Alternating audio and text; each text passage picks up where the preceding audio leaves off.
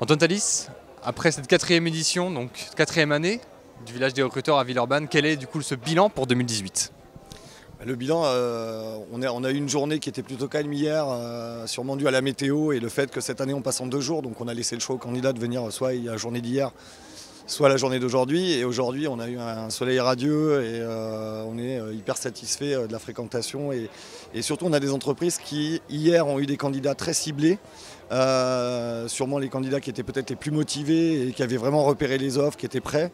Donc les entreprises sont hyper satisfaites à ce niveau-là. On a une entreprise comme Lidl qui repart avec 87 CV exploitables et candidats potentiels pour un 2e entretien, juste sur la journée d'hier. Et aujourd'hui, on a carrément des mises à l'emploi. On a la société GT Logistics qui a embauché un manager et qui commence vraisemblablement lundi. Voilà, donc on est très satisfait. Très bien. Agnès Nouveau, du coup, vous avez suivi le village des recruteurs depuis les 4 ans qui sont ici. Quel est du coup votre bilan au niveau de la ville pour 2018? Bah écoutez, on attendra un peu les chiffres plus précis, mais déjà en tout cas on voit qu'il y a eu du monde qui est venu. On voit que les rencontres interpersonnelles, elles permettent de faire tomber un certain nombre de barrières et des personnes qui ne pensaient pas aller dans tel ou tel secteur, ça leur donne des envies. Et donc c'est ça aussi l'objectif du village des recruteurs, plutôt que simplement d'être sur une offre dématérialisée sur Internet. En fait, rencontrer un recruteur, discuter, ça permet de faire tomber des barrières, des stéréotypes d'un côté et de l'autre. Donc ça c'est très positif.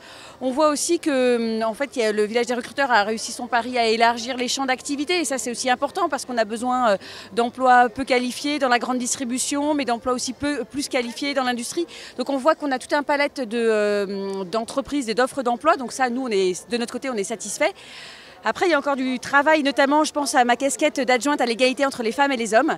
Il y a encore, j'ai repéré un certain nombre d'offres d'emploi qui sont encore genrées, c'est-à-dire qu'on n'a pas soudeur, soudeuse, monteur, monteuse. Donc il y a un certain nombre d'employeurs qu'il va falloir former sur ce sujet-là et que voilà, on soit bien sur des offres d'emploi inclusives pour toutes et tous, pour donner la chance à chacun, comme c'est le but du village des recruteurs.